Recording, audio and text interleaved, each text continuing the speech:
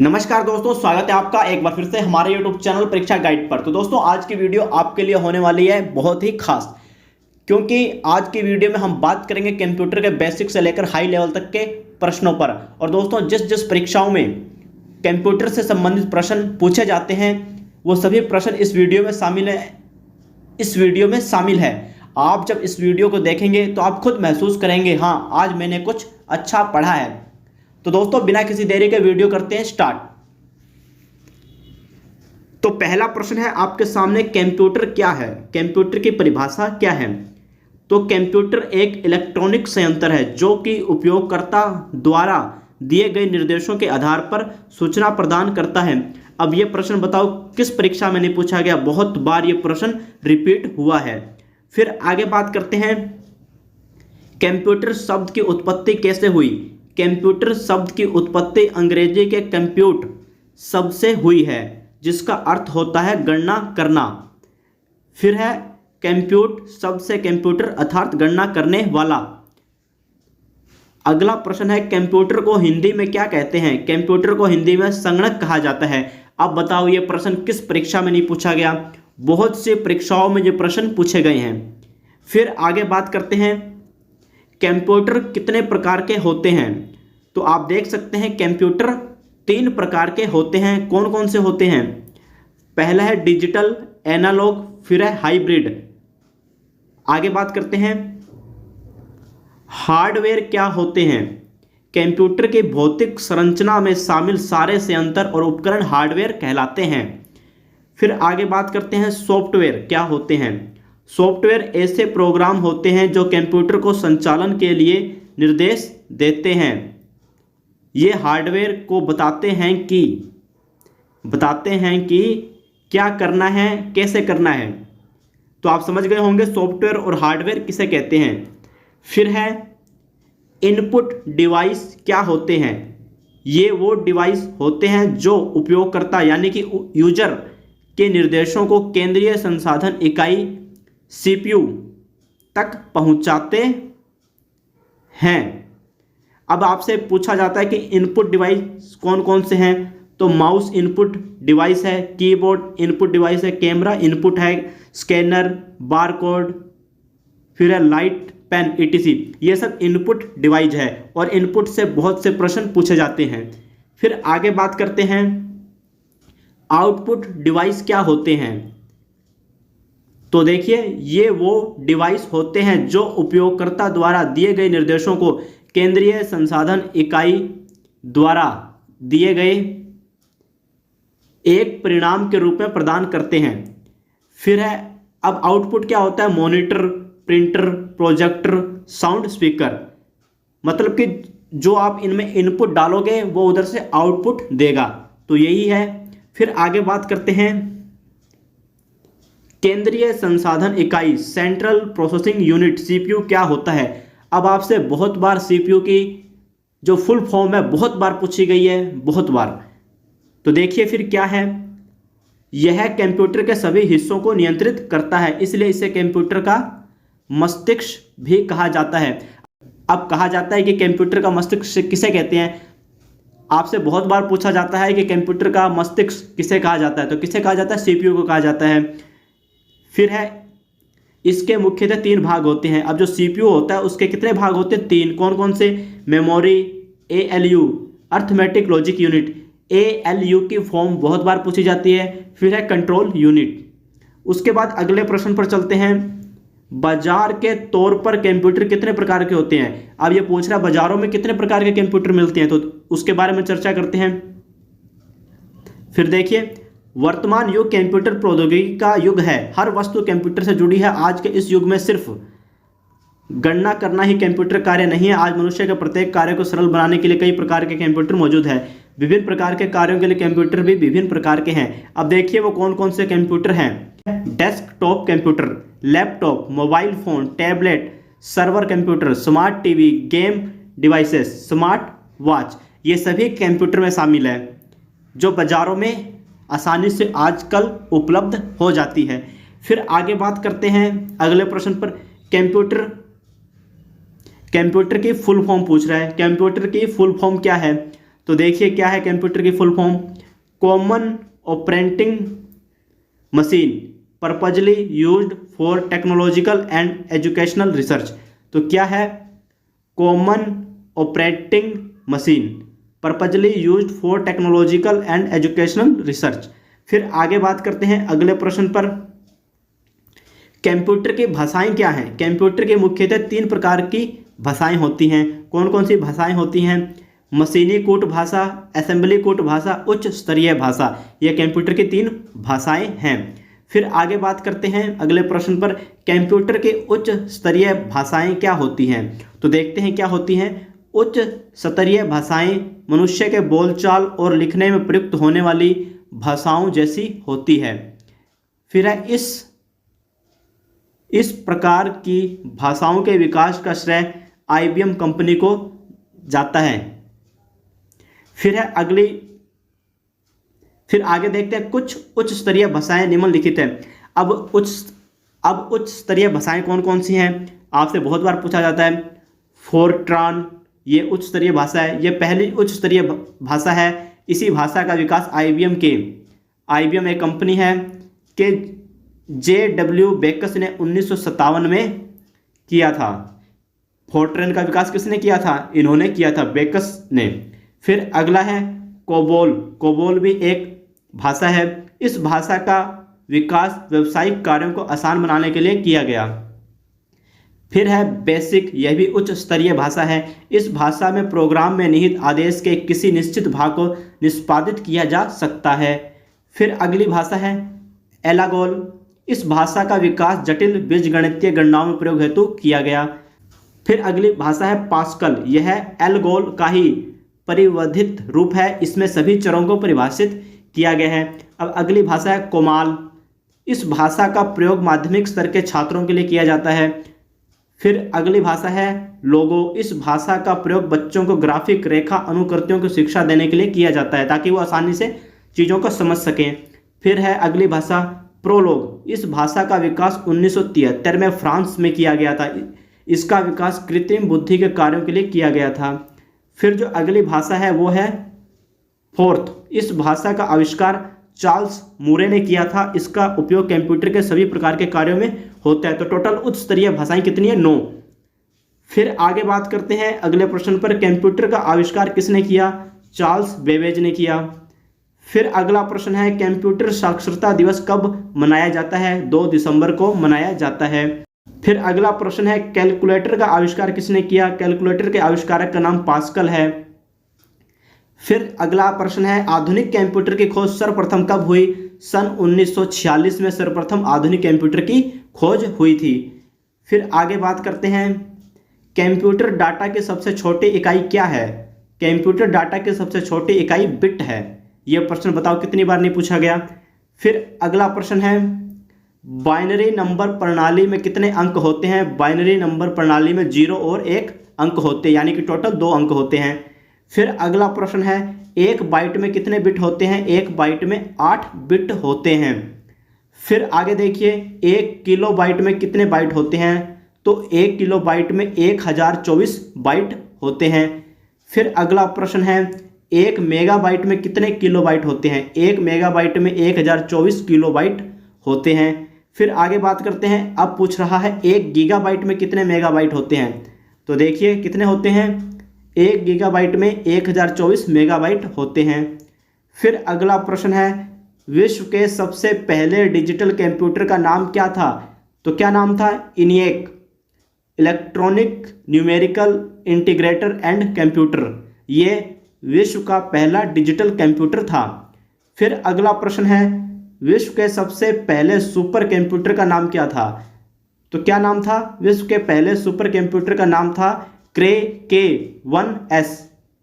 फिर अगला प्रश्न है विश्व का सबसे पहला सुपर कंप्यूटर कब बना, विश्व का सबसे पहला सुपर कंप्यूटर 1989 में बनकर तैयार हुआ था। इसे अमेरिका की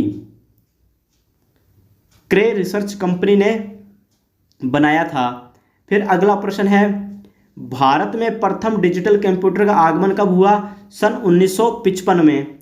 फिर अगला प्रश्न है भारत में निर्मित प्रथम कंप्यूटर का नाम क्या है, तो सिद्धार्थ नाम है। फिर अगला प्रश्न है, भारत में प्रथम कंप्यूटर का निर्माण किसने किया था? तो ये किया था, भारत में प्रथम कंप्यूटर का निर्माण इलेक्ट्रॉनिक कॉरपोरेशन ऑफ इंडिया ने किया था। फिर अगला प्रश्न है, भारत में विकसित परम सुपर कंप्यूटर का विकास किस संस्था ने किया? भारत के परम नामक सुपर कंप्यूटर का विकास पुणे स्थित CDEC नामक संस्था ने किया था। फिर अगला प्रश्न है, भारत में खोजे गए पहले कंप्यूटर वायरस का नाम क्या है? सी ब्रेन कंप्यूटर वायरस। अगला प्रश्न है, विश्व में सर्वाधिक कंप्यूटर वाला देश कौन सा है? विश्व में सबसे ज़्यादा कंप्यूटर संयुक्त राज्य अमेरिका में है। फिर अगला प्रश्न है, भाभा परमाणु अनुसंधान केंद्र द्वारा विकसित सुपर कंप्यूटर परियोजना का नाम क्या है? अनुपम। फिर आगे देखते हैं, स्टैंडर्ड कीबोर्ड में फंक्शन की संख्या कितनी होती है? 12। फिर अगला प्रश्न है, स्टैंडर्ड कीबोर्ड में कितनी कुंजियां होती हैं? 101। फिर अगला प्रश्न है, WW वर्ल्ड वाइड वेब के आविष्कारक कौन थे? टिम बेर्नर्स-ली। फिर अगला प्रश्न है, IC चिप या इंटीग्रेटेड सर्किट किससे बनी होती है? सिलिकॉन से। फिर अगला प्रश्न है, IC चिप का विकास किसने किया? JS किल्बी ने किया था। फिर अगला प्रश्न है, सबसे तेज गति का प्रिंटर कौन सा है? लेजर प्रिंटर है। फिर आगे देखिए, कंट्रोल शिफ्ट और एल्ट को कौन सी कुंजियां कहा जाता है? मॉडिफायर कुंजी कहा जाता है। फिर अगला प्रश्न है, पहला कंप्यूटर माउस किसने बनाया? डगलस एंजल बर्ड ने।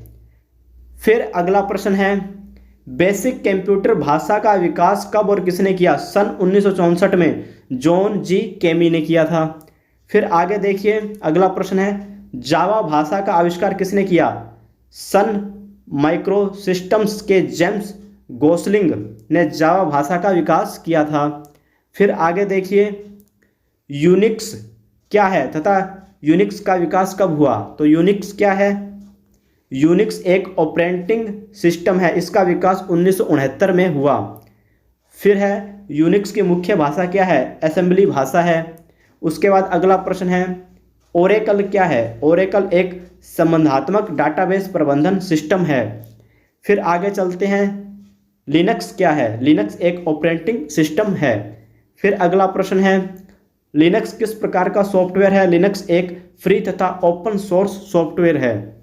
फिर आगे देखिए, विश्व की प्रथम महिला कंप्यूटर प्रोग्रामर होने का श्रेय किसे जाता है? तो एडा ऑगस्टा को जाता है। फिर ईमेल का आविष्कार किसने किया? VA शिवा अयोदुरई भारतीय अमेरिकी थे। फिर अगला प्रश्न है, माइक्रोसॉफ्ट कंपनी के संस्थापक कौन है? बिल गेट्स और पॉल एलन। फिर अगला प्रश्न है, भारत में इंटरनेट की शुरुआत कब हुई थी? 15 अगस्त 1995 विदेश संचार निगम लिमिटेड द्वारा। फिर है अगला प्रश्न, विंडोज सॉफ्टवेयर का निर्माण किसने किया? IBM ने किया। फिर आगे देखते हैं, भारत में सुपर कंप्यूटर का निर्माण कहाँ किया गया था? पुणे स्थित संस्था CDEC में। फिर अगला प्रश्न है, भारत में पहला डिजिटल कंप्यूटर कब आया? 1956 में। फिर आगे देखिए, भारत में आयातित प्रथम डिजिटल कंप्यूटर का नाम क्या था?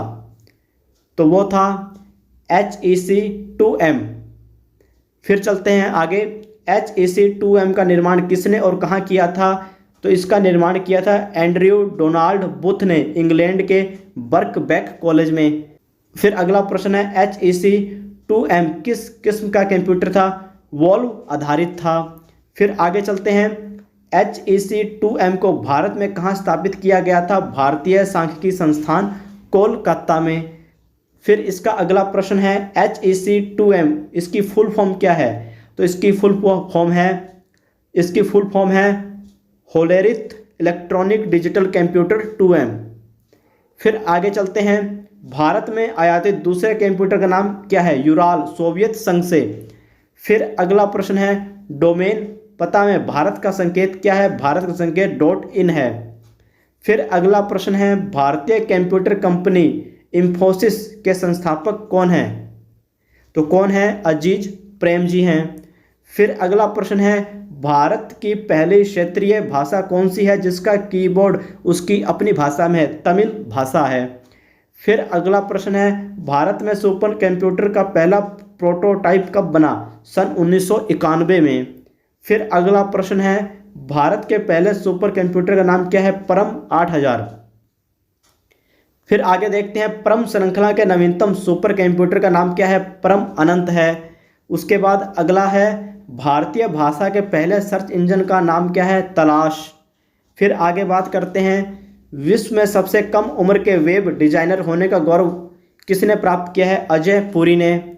फिर अगला प्रश्न है, कंप्यूटर विज्ञान में पीएचडी करने वाले प्रथम भारतीय कौन थे? डॉक्टर राज रेड्डी। फिर अगला प्रश्न है, विश्व का सबसे पहला हिंदी पोर्टल कौन सा है? webdunia.com। भारत के किस शहर को सिलिकॉन वैली कहा जाता है? बेंगलोर को। फिर अगला प्रश्न है, अपनी वेबसाइट चालू करने वाली भारत की पहली राजनीतिक पार्टी कौन सी है? भारतीय जनता पार्टी। फिर अगला प्रश्न है, इंटरनेट से जुड़ने वाला पहला हिंदू तीर्थस्थल कौन सा है? वैष्णो देवी मंदिर जम्मू में है। फिर अगला प्रश्न है, इंटरनेट पर उपलब्ध होने वाला भारत का सबसे पहला अखबार कौन सा है? द हिंदू। फिर अगला प्रश्न है, रेलवे में प्रथम कंप्यूटर रिजर्वेशन पद्धति कहाँ लागू की गई थी? नई दिल्ली में। फिर आगे बात करते हैं, कंप्यूटर का मस्तिष्क किसे कहते हैं? कंप्यूटर का मस्तिष्क सीपीयू को कहा जाता है। फिर है अगला, किसी भी वेबसाइट का मेन पेज क्या कहलाता है? होम पेज कहलाता है। फिर आगे देखिए, माइक्रो प्रोसेसर का आविष्कार किसने किया था? माइक्रो प्रोसेसर का आविष्कार इंटेल ने किया था। फिर है, कंप्यूटर में शब्द की लंबाई को किस में मापा जाता है? बाइट में। फिर अगला प्रश्न है, ईमेल पते के दो भाग कौन कौन से होते हैं? प्रयोगकर्ता का नाम एवं डोमेन का नाम। अगला प्रश्न है, वीडियो कॉन्फ्रेंसिंग क्या है? तो यह क्या है? दूरसंचार प्रौद्योगिकी का उपयोग करते हुए वीडियो कॉल का परिचालन। अगला प्रश्न है, प्रोसेसर के तीन मुख्य भाग कौन कौन से हैं? एएलयू, कंट्रोल यूनिट और रजिस्टर। अगला प्रश्न है, ईमेल से जुड़ी फाइल जो ईमेल प्राप्त करने वाले को भेजी जाती है उसे क्या कहते हैं? अटैचमेंट।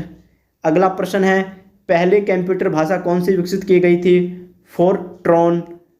अगला है, सूचना राजपथ किसे कहते हैं? इंटरनेट को। फिर आगे देखिए, जंक ईमेल को क्या कहते हैं? स्पैम। अगला प्रश्न है, वैज्ञानिकों के अनुसार कौन सी भारतीय भाषा कंप्यूटरीकृत करने के लिए सबसे आसान है? संस्कृत। फिर अगला है, लव बग क्या है? कंप्यूटर वायरस है। फिर आगे देखिए, विश्व की प्रथम वर्चुअल समाचार वाचिका का नाम क्या है? एना नोवा। फिर आगे देखिए, अगला प्रश्न है आपके सामने, न्यूयॉर्क स्टॉक एक्सचेंज में सूचीबद्ध होने वाली भारत की पहली सॉफ्टवेयर कंपनी कौन सी है? Silver line technologies. फिर अगला प्रश्न है, माइक्रो कंप्यूटर को टेलीफोन से कौन सी पद्धति या व्यवस्था जोड़ती है? मॉडेम। फिर आगे देखिए, स्काई डाइव किस कंपनी की क्लाउड कंप्यूटिंग सेवा का नाम है? माइक्रोसॉफ्ट का है। फिर है, यूआरएल का फुल फॉर्म क्या है? Uniform resource locator. फिर है, विकलांगों के लिए विशेष रूप से बनाए गए कंप्यूटर का नाम क्या है? All right. अगला है, नासकॉम का फुल फॉर्म क्या है? National association of software and services companies. फिर अगला प्रश्न है, देश का पहला राज्य कौन सा है जिसके सभी विकास खंडों को कंप्यूटर से जोड़ा दिया गया है? तो वो है आंध्र प्रदेश। फिर अगला प्रश्न है, कंप्यूटर कंपनी आईबीएम का पूरा नाम क्या है? International business machine. फिर है, क्राई क्या है? एक सुपर कंप्यूटर है। फिर है, पीडीएफ का फुल फॉर्म क्या है? Portable document format. फिर है, एएलयू का पूरा नाम क्या है? Arithmetic logic unit. अगला प्रश्न है, सर्वाधिक तीव्र गति से गणना करने वाले भारतीय सुपर कंप्यूटर सागा 220 का निर्माण किस कंपनी संस्था ने किया? विक्रम साराभाई स्पेस सेंटर ने किया। अगला है, विद्या वाहिनी परियोजना किससे संबंधित है? कंप्यूटर शिक्षा से। फिर अगला प्रश्न है, चुंबकीय डिस्क पर किस पदार्थ की परत होती है? आयरन ऑक्साइड की। फिर आगे देखिए, भारत की सबसे बड़ी सॉफ्टवेयर कंपनी कौन सी है? TCS, Tata consultancy service. और आपको पता होगा कि टीसीएस एग्जाम भी करवाती है रेलवे के, जैसे कि आरपीएफ का एग्जाम इसने करवा चुकी है। फिर आगे बात करते हैं, सुपर कंप्यूटर मैजिक क्यूब किस देश ने बनाया? चीन ने। तो ये था दोस्तों आपके कंप्यूटर से संबंधित कुछ महत्वपूर्ण प्रश्न। अगर आपको ये वीडियो अच्छी लगती है तो इसे लाइक और शेयर और हमारे यूट्यूब चैनल को सब्सक्राइब जरूर कर जाएं। धन्यवाद। जय हिंद।